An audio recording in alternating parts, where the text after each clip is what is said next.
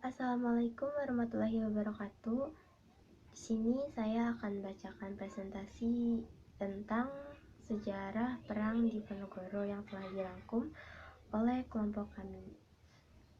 Ya, Perang Diponegoro itu dinamakan Perang Diponegoro karena nama pejuangnya bernama Pangeran Diponegoro. Ya, jadi Pangeran Diponegoro itu adalah salah satu pangeran yang juga dikenal sebagai salah satu pahlawan nasional Republik Indonesia yang sangat berani untuk melawan para penjajah Belanda. Pangeran Diponegoro ini lahir pada tanggal 11 November 1785. Ibunya adalah seorang selir yang bernama Raden Ajeng Mangkarawati yang berasal dari Pacitan. Pangeran Diponegoro pernah menolak keinginan dari sang ayah yang ingin mengangkatnya menjadi seorang raja karena ia menyadari bahwa ia hanyalah anak dari seorang selir.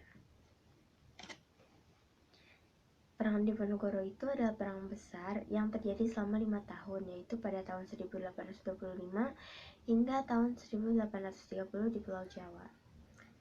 Perang Diponegoro juga dikenal sebagai Perang Jawa. Perang ini salah satu pertempuran terbesar yang terjadi di Indonesia, yaitu antara Belanda dan penduduk Nusantara. Pada saat itu, pasukan dari Belanda dipimpin oleh Hendrik Marcus de Kock dan penduduk Jawa di bawah pimpinan Pangeran Diponegoro. Pada saat masa peperangan terjadi, banyak penduduk Jawa yang tewas hingga mencapai 200.000 jiwa, sedangkan dari pasukan Belanda 8.000 jiwa dan serdadu pribumi sebanyak 7.000 jiwa. Penyebab terjadinya Perang Diponegoro antara lain adalah 1.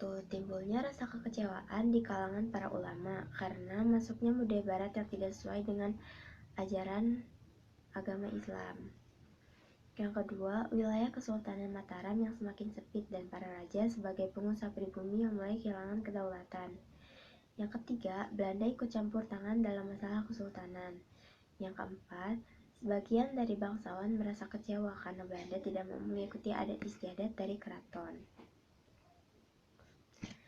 Lalu, para bangsawan juga merasa kecewa karena Belanda telah menghapus sistem penyewaan tanah oleh para bangsawan kepada petani yang mulai terjadi pada tahun 1824. Kehidupan rakyat yang semakin menderita dan juga disuruh kerja paksa dan harus membayar berbagai macam pajak. Dan yang terakhir, pemasangan patok oleh Belanda untuk pembangunan jalan yang melewati makam tanah leluhur Pangeran Diponegoro di Tegalrejo tanpa izin, sehingga dianggap sebagai penghinaan terhadap Pangeran Diponegoro. Sebab khusus terjadinya perlawanan yaitu provokasi yang dilakukan oleh pihak Belanda untuk merencanakan pembuatan jalan menerobos tanah Pangeran Diponegoro dan juga membongkar makam keramat. Diponegoro tersingkir dari kekuasaan karena telah menolak untuk berkompromi dengan Belanda dan lebih memilih untuk ke Tegalrejo dan memusatkan perhatian pada perkembangan keagamaan. Hal ini membuat pangeran marah dan membangun pertahanan di Selarong dan dukungan kepada Diponegoro datang dari mana-mana yang membuat pasukan Diponegoro menjadi semakin kuat. Terjadinya Perang Diponegoro. Dalam menghadapi pasukan Belanda, Perang Diponegoro menggunakan taktik gerilnya,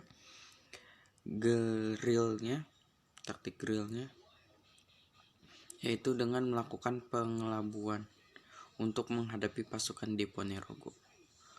Pasukan Belanda pimpin de Kock menggunakan taktik benteng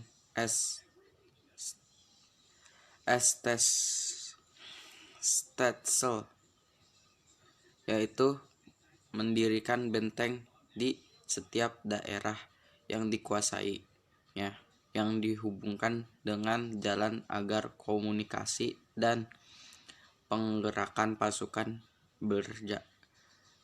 berjalan lancar. Taktik tersebut digunakan untuk mempersempit penggerakan Diponegoro. Hasilnya terbukti sukses. Akhirnya, di tanggal 28 Maret 1830, pasukan Diponegoro terjepit dan akhirnya menerima tawaran Jenderal De Kock untuk perundingan berlangsung di Magelang. Namun karena di dalam perundingan tidak menemui kesepakatan, Pangeran Diponegoro ditangkap kemudian dibawa ke Batavia, Jakarta.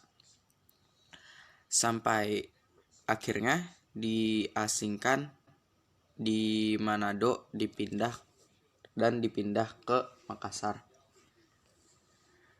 Pangeran Diponegoro akhirnya wafat di benteng Rotterdam, Makassar di tanggal 8 Januari 1855. Mereka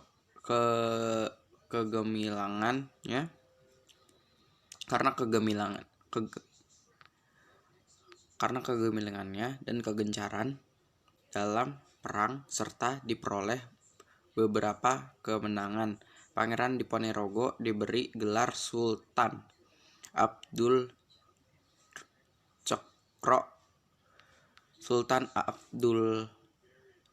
Hamid Cokro Amirul Mukminin Syahidin Potogomo Khalifatullah Tanah Jowo. Dampak akibat terjadinya perang Diponegoro: penghapusan sistem tanam paksa, kas Belanda terkuras karena membiayai perang, kekuasaan Belanda di Jawa semakin berkurang. Sudah seperti itu aja. Sudah itu terakhir. Mohon maaf jika ada salah kata. Assalamualaikum warahmatullahi wabarakatuh.